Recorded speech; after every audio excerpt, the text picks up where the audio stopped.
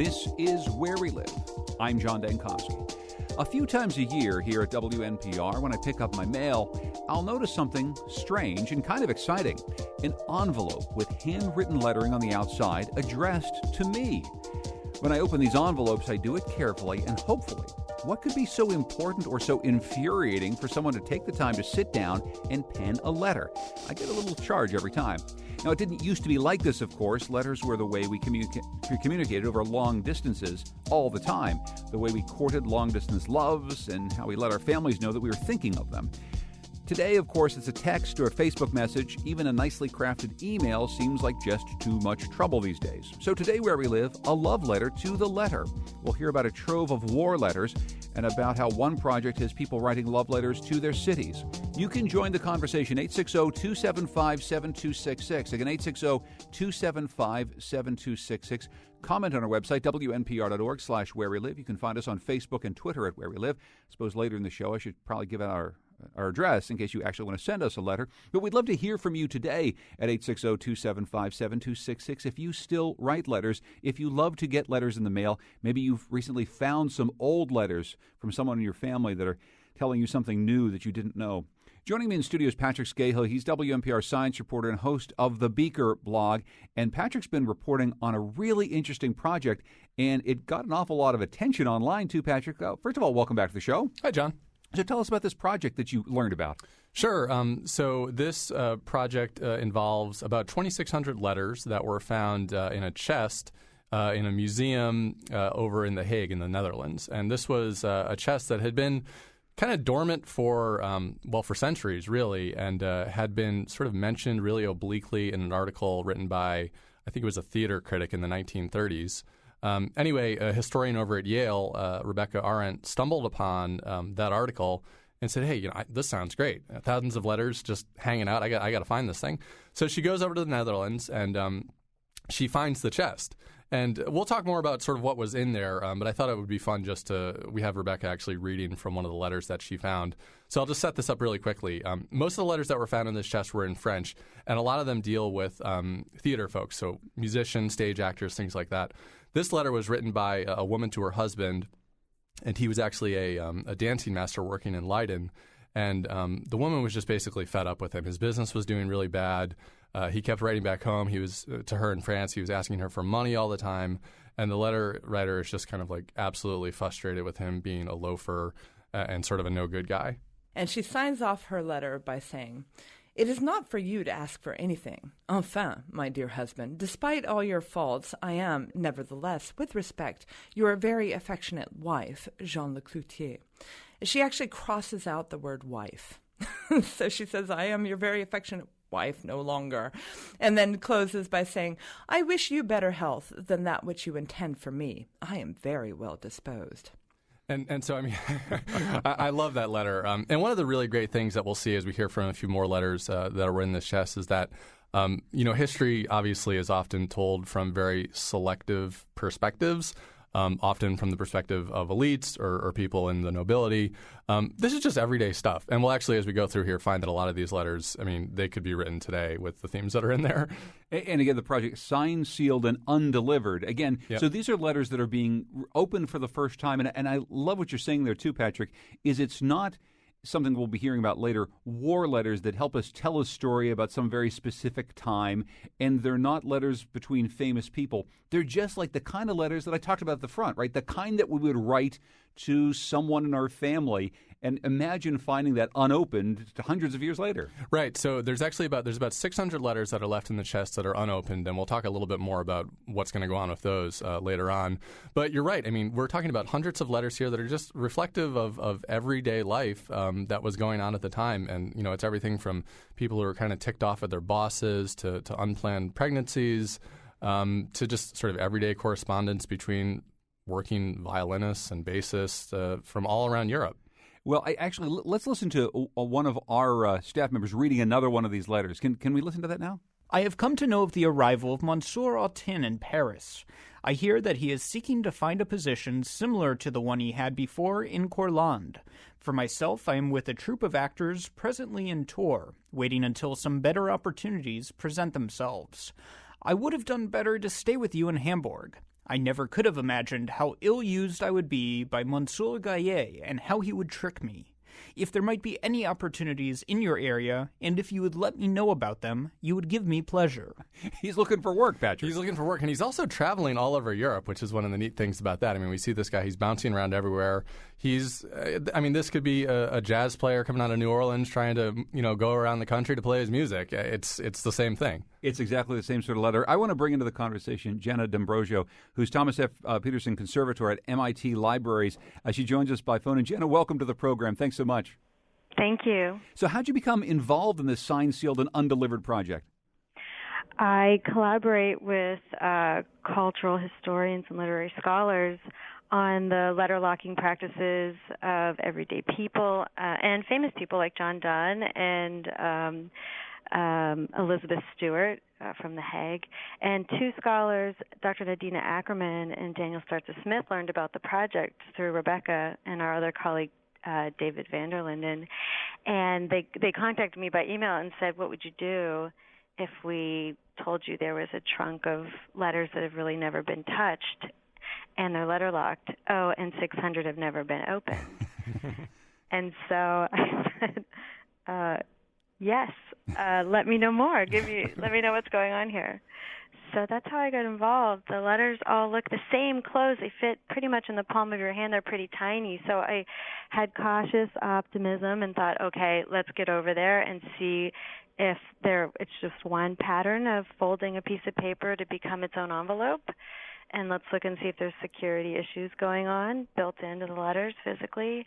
And so we went over, and it was very exciting to see that even though they look all the same from the outside, on the inside there's all these complicated paper folding techniques that everyday people are doing, and also the elite. And all of these things are in this trunk, so we're excited to discover it. Now, when you talk about these paper folding techniques, this letter locking, this is something that obviously it's a practice we don't have today, right? What we do is if we write a letter, which we do about 3 times a year, which we'll probably talk about later on, we put it inside an envelope and usually, lick the lip and fold it over, and then we send it off. But these letters are very tightly sort of almost wound together and then sealed with wax. Talk about how long this was actually the practice, Jenna, how people did this for such a long time. We think the practice with paper, the folding of letters with paper begins pretty much, we're discovering it's earlier and earlier than the 1400s in Western cultures. It begins when pretty much paper is invented, and it's strong enough to fold and kind of deal with being stabbed and tugged and things passing through it to add in security. So I believe it's connected to a technology that predates paper into papyrus and parchment and back into building in information security back to clay bull. So I'm thinking it's pretty much as a human thing that we do is to build security into our communications. And I think it extends even farther. I mean, I think it's happening a lot, 14 to the 1700s, but we see it with war correspondence during World War II, with Russian triangles, folded letters, and prisoner of war stationery, and even into Bitcoin paper wallets today. People print out their wallets, they fold up their code, and they put holograph tape on it. And so we see a huge surge of it in a certain time period, but we see it extending, and so we study that. In case you can't quite picture what Jana's talking about, you can go to our webpage, wnpr.org/where we live, and also on our Facebook page. There's a video of our staff opening some letters that Jana sent us. Trying to open them. The easier ones to open are actually, Patrick, the ones that she described, the triangle folded letters. Yeah. Those are the ones, the little triangles you'd make maybe in homeroom, and you'd flick them across the room at the cute girl and hope that she would get it, not the teacher. It never worked for me. It never worked for Patrick or I, but so I know, Patrick, they use some techniques to try to figure out a little bit about what's inside these letters. Well, Jana, I wonder if you can maybe just talk a bit more about that. I mean, I know for you this was really exciting because you kind of had theories for how these letters were folded, but you hadn't actually seen some of these theories in practice, right? I am scouring archives looking. So I've been studying folds and slits, and I'm not focusing on the words and their meanings. I leave that to my colleagues who do that. I've been looking at things people haven't been noticing, like dirty panels, dirty marks, and those things were telling me that there's built-in document security. And it wasn't until I started collaborating that I was learning how this is, that the content and the way that we fold stuff are connected, and it's adding a whole new fresh layer of discovery for people who've been studying their letter collections like de Passens or John Donne or everyday people, and they haven't thought about that before. So that's been really exciting. Yeah. And the locked model giveaway has been the really amazing tool of engagement to sort of get that information out there, because people have to interact with it, and it's a puzzle they have to solve, as my colleagues say. It's a challenge, and so it gets them thinking, and it connects them to the past, that it's something that humans do, right? And it's not just this past thing that people did in the past and it stays there. It's when I ask my family, who are my general public, they're like, why are you studying slits? What are you doing with your life? But when I say, here, open this letter, and now my nieces and nephews want to do it, and scholars want to learn it to connect to their work, they say, oh my gosh, we can do this today too. It isn't just something that was done and ends in the past. We can pick up a piece of paper. So people are letter writing again, and they're using these really fun historic techniques that have lots of built-in security too, to sort of connect with each other on a one-to-one basis today like we haven't seen before. We're talking with Janet D'Ambrosio, who's the Thomas F. Peterson Conservator at MIT Libraries, about rare letters that have been found, recently reported on by Patrick Scahill, who hosts the Beaker blog here at WNPR. How are the letters doing? I mean, these are old. We're talking like probably 1690 for some of the earliest ones in there, right? I mean, right. Are they holding up okay? Thanks for asking. Right, they're safely housed in the Museum pour Communicatier, and they are in pristine condition. So you can see the folds, and you can see what I call the sort of subfolds, like radiating creases or impressions. We have a tiny little dove that was hand-drawn, and when we first discovered it as an enclosure, we thought, oh my gosh, that couldn't possibly be from the time period. And I said, well, let's look at the paper. And sure enough, these little hand-cut flames of the flames of the Holy Spirit were sort of impressed gently into the paper fibers, into that same impression. So basically it's teaching us, let's make sure we don't humidify and flatten these things. Let's make sure we really look to this topographical surface for even more clues we didn't even think to look for before. I want to actually play a little bit more audio. This is another one of the letters read aloud, because the folding techniques are so interesting, and the little things that we're finding, but also the content is interesting as well. When she is returned, it will be with a suffering soul. As for her, she had no sooner arrived in Paris that she recognized the fault that she had committed, and she felt a sensible displeasure at having left The Hague. At least you may be able to render her justice. You can divine without difficulty the true cause of her despair. I cannot explain in so little space all I ought to tell you. Content yourself with thinking on it, and on returning her to life by procuring her return.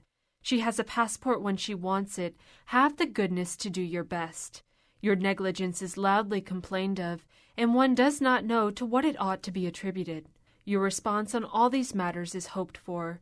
You are greeted, and myself, I am, monsieur, your very humble and affectionate servant. So that right there was an unsigned note, which was written by a woman in Paris, and it seems, from the context there, to detail an unplanned pregnancy. And one of the interesting things that Rebecca Aron over at Yale was telling me about this letter was that it actually was marked that the addressee, presumably the father of the child, had refused delivery. And that's one of the interesting things about this chest of letters, is there's actually a really detailed account book that is in the chest as well. And that's because of the postmaster, Simone de Brienne, who was sort of overseeing this whole project, had directed some folks under his watch to basically keep track of every single letter, whether or not it was delivered. And that's, for historians, another – I mean, the letters themselves are great, but the logbook is another kind of like really nerdy gold mine for these people. Hey, Jana. And I say these people. I mean, I studied history in grad school, so I'm one of them. You're one of these people. Jana, go ahead. Right. So just 2 points there. It wasn't just a lone man, a lone guy doing it. There was a mistress. Yes. So his wife, Marie, was also quite involved, and we're going to learn more about that as we delve into this project.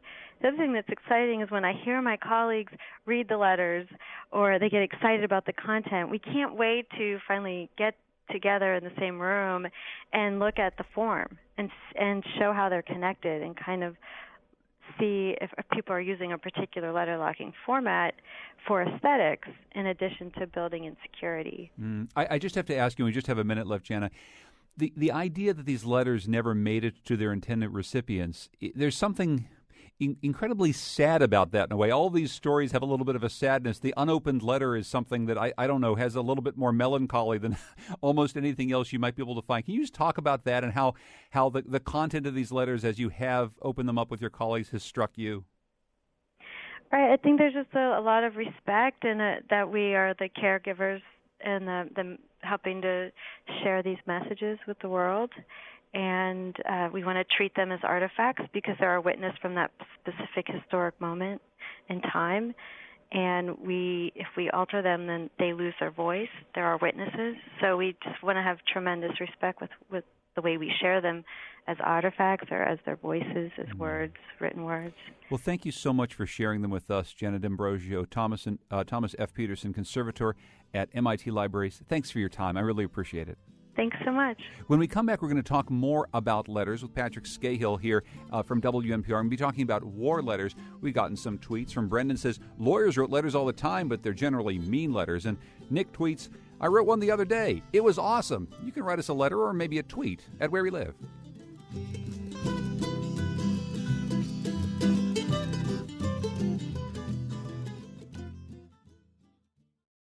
This is Where We Live. I'm John Dankosky. Today on the program, we're talking about the art of the letter, something that many of us seem to have forgotten about. Patrick Scahill, WNPR science reporter and host of the Beaker blog, has recently been writing a lot about letters because of a rare trove of unopened 17th century letters found by Yale University. And other colleagues like Jana D'Ambrosio from MIT have been working with these letters. If you'd like to see some of our staff opening these handmade locked letters, go to our website, wnpr.org/where we live. Of course, one of the most famous types of letters ever gathered is war letters. And Andrew Carroll is director of the Center for American War Letters at Chapman University. Andrew, welcome to our program. Thanks so much for joining us. Morning. It's my pleasure. Thank you. So how did you get involved in this project in the first place?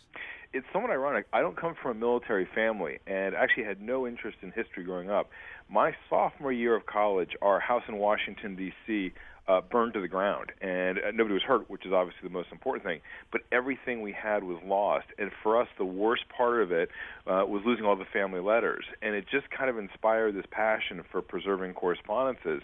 And weeks later, a distant cousin of mine heard about the fire, just checked in with us, and he ended up sending me a copy that he had written during World War II, April 21st, 1945, writing to his wife after just walking through the Nazi concentration camp at Buchenwald.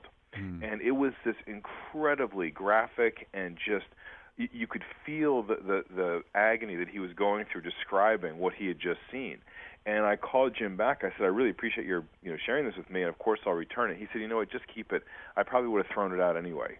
And I just kept hearing story like this, and so eventually I launched the project back in 1998, and thanks to Dear Abby, of all people, who wrote a column about this, and it appeared in newspapers across the country, and literally tens of thousands of war letters from every conflict, from the Revolution up to the present day, started pouring in, and I found this wonderful archive at Chapman University and donated the entire collection to them. But we're still building the collection. We're still looking for letters and now emails from Iraq and Afghanistan.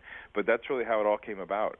What are some of the most exciting letters, the letters that you look at and say, my goodness, this really tells a story of a particular time and place? Just right off the top of my head, I think one of the most extraordinary letters we have, it begins, Dear Sis, it's 9:05 a.m. Sunday morning. The bombs have been falling for an hour now. And you look at the upper right-hand corner, December 7th, 1941, USS New Orleans. It was written by a young sailor inside a ship at Pearl Harbor as the attack was happening. And he describes how he's trapped in the forward engine room of the ship, and he's got nowhere to go. And he finds this pad of paper, and he writes a minute-by-minute account of what it was like to be at Pearl Harbor during the bombing. Now, he wasn't able to send the letter he survived, fortunately, and he wasn't able to send the letter for a year because of censorship. But, I mean, this is you are in the front row of history experiencing what this young man went through. And because we cover all different generations and different conflicts, we have a very similar letter by a young woman who was at Ground Zero on 9/11, and she was in a building right next to the World Trade Center, and she finally made it to safety after almost being killed when the towers fell, and she wrote this 14-page handwritten letter to her parents, also just like that young sailor, describing moment by moment what it was like to be there. And I noticed as I was going, Anna gave us the handwritten original, and I noticed these blur marks. And I called up and I said, was there any kind of water damage? And as soon as I mentioned that, she said, no, those are my tears, because as she was recalling, it was very fresh, just a few days before, she just started weeping again. And so it's one of the things about letters that makes them so valuable is that, you're holding the paper that person held, and you do have these embellishments or these little things like Jana was talking about as well that, bring to life that this was something written by another human being, and that's what makes it so powerful. Andrew, when you're looking at these letters sort of in a more big picture way, when you kind of pan out a little bit, are there common themes that you've identified or emotions that are invested in these letters that particularly, resonate with you? That's what's so amazing is how timeless the emotions are, that whether it's a young Continental soldier back in the Revolution talking about almost, hand-to-hand combat with redcoats, or if it's a Marine writing about going door-to-door in Fallujah, in Iraq, the language has changed. It's much more informal now, much more conversational, but the emotions don't change. And in fact, I'd sort of forgotten about this because we focus just on American letters, but in just hearing the story, what Janet's been doing with these incredible letters that have been found, there was another trove of letters that was found not too long ago, and they're 2,000 years old. They were written by Roman soldiers who were stationed at what became Great Britain, but back then was under Roman control. And what's so funny is when you go through these excerpts of the letters that the Romans were writing home, they're complaining about their officers, they're not getting paid enough, there's not enough beer, and it's not really that much different from letters you might read from, conflicts 100 or even several thousand years later. But I can't imagine that the writing style has changed somewhat. I mean, the letters that you're gathering now from the recent conflicts in Iraq and Afghanistan are written by young men and women who have grown up in a very different style of communication. They probably don't write as many formal letters as perhaps were written during the Revolutionary War. Do you see the style of actual writing change? Exactly, and that's what I meant, is the style and the tone is more conversational. But I have to say that we have thousands of emails from Iraq and Afghanistan that troops and their families have shared with us. The content is as profound and as powerful and philosophical as any letters that were written previously. That they may not have the means to send a physical letter home. They're sitting there with their computers, but that doesn't mean that what they're writing isn't as significant and in some ways really as powerful. And conversely, we have letters dating back to the Revolution, the Civil War, that are very mundane, that are just, dear Mom, how's the farm? Much love, Bill. That's it. There's not much being said. So the content and the importance of what's being written is still very significant. And it's frustrating, actually, because a lot of people say to us, we only have emails, you probably don't want those. But we really do. Anything that these troops are writing. Now, what's really done, for lack of a better word, damage to the art of letter writing are things like Skype and texting, which a lot of troops do. Understandably, they want to see their parents, they want to see their children, whoever it may be. So we get that desire to kind of look at a screen and see the person you love. But what I encourage troops is, like, every once in a while, just sit down and handwrite a letter home about what you're going through. And just as you go through your grandfather's letters from World War II and really treasure and value those, future generations are going to go through your letters and really get a better sense of what you went through as well. Andrew, I wonder if you can imagine yourself as a historian 50 or 100 years out from now, looking back and trying to sort of parse out what was going on in America and around the world from communication. What are some of the challenges you think historians are going to face in the future when they're going back, culling through all these digital letters that have been left by people? I've never been asked that. It's a very good question. I think it's going to be just the overwhelming sort of onslaught of correspondence that we have. in the past conflicts, soldiers would maybe at best write 1 or 2 letters a day or every couple of days, usually like once a week. Now you're getting 15, 20, 100 emails a day. And so I think for historians to kind of go through that and to really pick out the wheat of the material is going to be a little bit more difficult for the next generation or generations down the road. But in a way, that's our job, is to look through those emails now and to pick out the ones. In fact, speaking of Fallujah, we have a Marine who sent us a letter describing the Battle of Fallujah, which was a huge thing several years ago in Iraq. And it's just an incredible description of what he went through and what his fellow Marines endured. And so, we try and kind of flag those to make sure that if someone's working on a book on the story of Iraq or whatever it might be, or conflicts in the early part of this century, that we will have already kind of gone through that and picked out what we think are sort of the more descriptive and the more elaborate letters and emails. Andrew Carroll's director of the Center for American War Letters at Chapman University. Andrew, thank you so much. I appreciate it. Thank you. And thanks to Patrick Scahill, who's WNPR science reporter and host of the Beaker blog, where you can read more about letters. Thanks, Patrick. Thanks, Sean.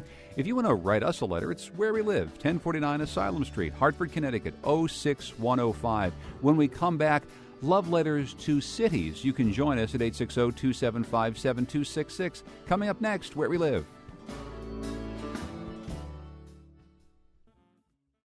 This is Where We Live. I'm John Dankosky. Coming up on Monday's show, the new president of the State Board of Regents, Mark Ojakian, was recently on our program to talk about labor negotiations with faculty at the state university system. On the next Where We Live, we'll be joined by several faculty members from the public universities who are pushing back against proposed cuts. That's coming up on Monday's show. Hope you can join us for a conversation about higher education. When was the last time you wrote a letter? Wrote a letter. An actual letter, handwritten letter? Actually, not too long ago, probably I'd say a year ago to my aunt. Maybe when I was 15, 35 years ago. Probably last year. This summer to my niece at camp. Those are just a few voices gathered on the streets of West Hartford by our interns Dan Schultz and Sarah Flaherty. We've been talking about letters and letter writing, the lost art of letter writing today on the program.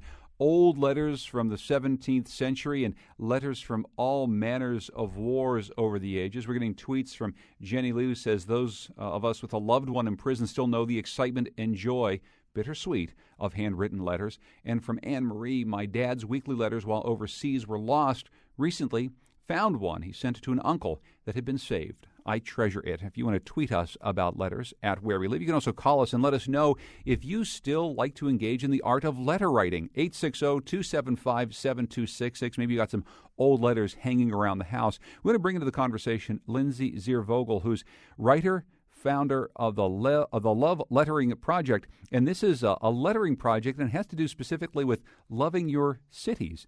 Lindsay, welcome to the program. Thanks so much for joining us. Thank you so much. So how did this project come to fruition? I was sitting in a park with a friend of mine, Raya Tamshestis, who is an avid letter writer, and we had a little writing collective. So we were writing little letters, little poems to inanimate objects was the task of the week. And we happened to have these airmail envelopes in our bags, and on our walk home, we just slipped these little bits of writing in the airmail envelopes and left them. That was back in the day where there were payphones around, so we left them in payphones and in a pile of cherries, and it was just an afternoon in the park. It was a lot of fun. And then the next year, I was in grad school, and it's pretty gray up here in February in Toronto, and I was feeling a bit down. So I thought, I know what I can do. I'm spending all this time in the library, which is feeling a bit gray and dismal as well. So I got people to send me books they loved and books they thought needed love. And I wrote little love letters to these books and slipped them in the stacks. And all of a sudden, the entire library felt like it was full of possibility and potential. The idea and I've just been doing it every year since. Yeah, well, the idea of writing love letters to people is something I suppose we can talk about in just a moment. But writing love letters to inanimate objects, and in some ways, I could see that being very freeing. You don't have to worry about what someone might think. You're just able to express yourself fully in a letter like that. Exactly, and I think it really helps to. So the project is I get people to write love letters to their communities, and I think it really helps people think about what they love about where they live, and it helps. And you're right. There's no street lamp is going to say like, I'm not sure I love you back. Like the street lamp loves you back. So before we get too much more into some of the letters that people are writing to their communities. Talk about just the process of letter writing for you. We talked in the first segment about letters that were never delivered to the people that they were supposed to get to back in the 17th century. And then we talked about war letters. And some of these stories are very, very fraught, but just the idea of the basic letter, just sitting down and writing to your grandmother, seems to be something that is lost. Do you feel that? Do you feel a loss in the art of letter writing?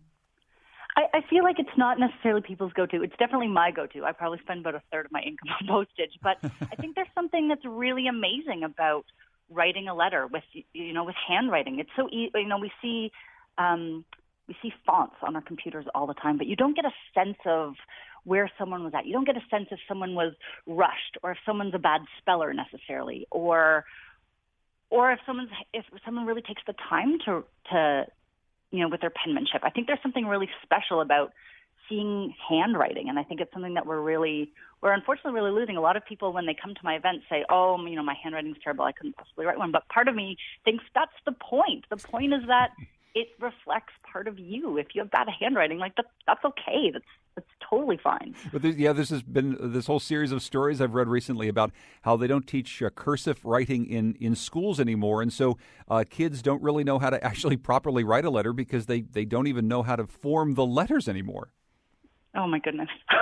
Well, parents, this is your task. I mean, the thing is, we're near Christmas time, and kids write letters to Santa. That's a long-standing tradition, and I think that's a really good thing. I think it's a really good thing to sit down with a pen and paper or pencil and paper and just give it a go. There's something different about writing with a piece of paper than there is on a screen. We're talking with Lindsay Ziervogel, who's writer and founder of the Love Lettering Project. She's based in Toronto. If you want to join us, 860-275-7266, if you have thoughts about letter writing.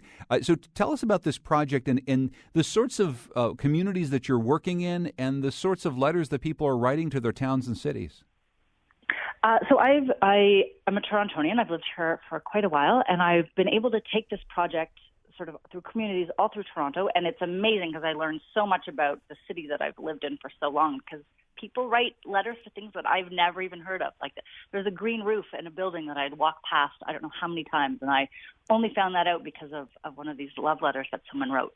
And I've been able to do I did a 5-city tour of the UK, which was so much fun and so interesting to hear what people love about their cities that I don't know anything about. So I was in Bristol, and this little boy wrote a love letter to the docks in Bristol, and I had no idea there were even docks in Bristol. Of course, the minute we were done, I had to go find them. And I went up to the far north, which is also a really different place than an urban center like Toronto.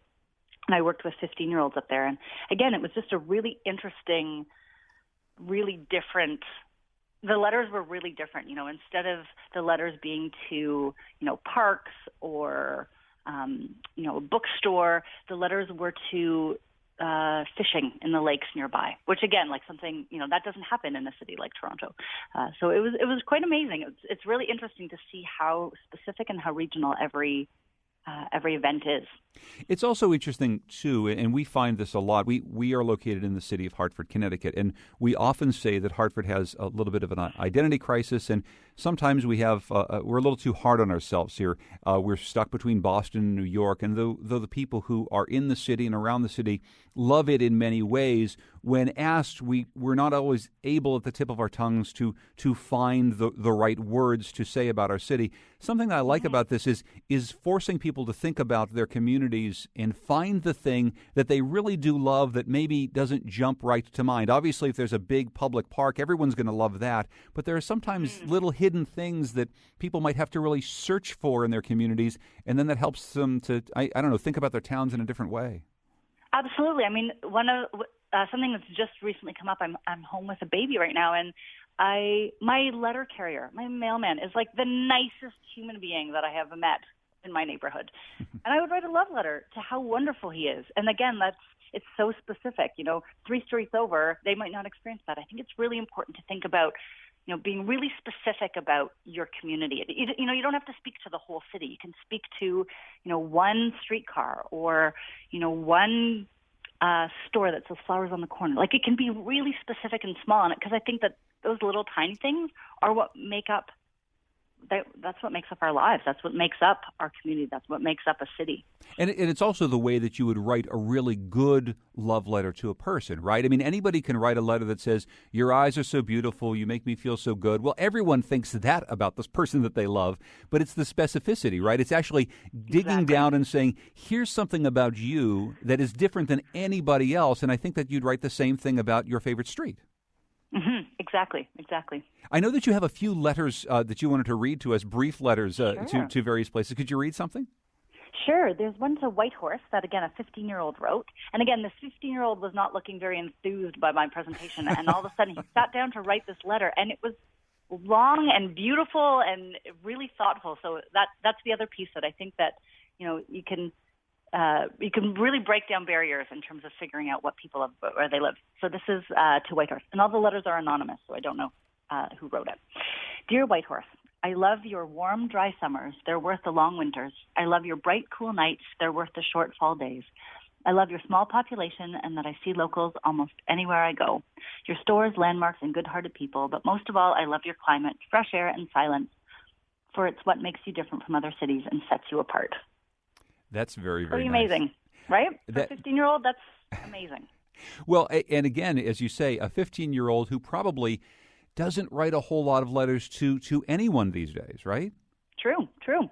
I don't know if 15-year-olds are so into the writing letters to Santa. And again, like the camp letter writing is a big thing still, but it's so specific and it's such a short window. And I would hope that people just would give it a try. It's so much fun. There's also something so amazing about opening up an envelope. It's like it's a gift. It's a little, and it takes such physical presence to open up an envelope and to find out what's inside. It's so much fun. Now, I think you have another letter written to your city, to Toronto. To Toronto, yes. This is one of my favorites. It says, Dear Toronto, you're a big old city, but I love that I still have small world encounters on your streets. Something that I think really typifies the city that I live in. And your city that you live in, you obviously love it very much. Do you write love letters to Toronto all the time?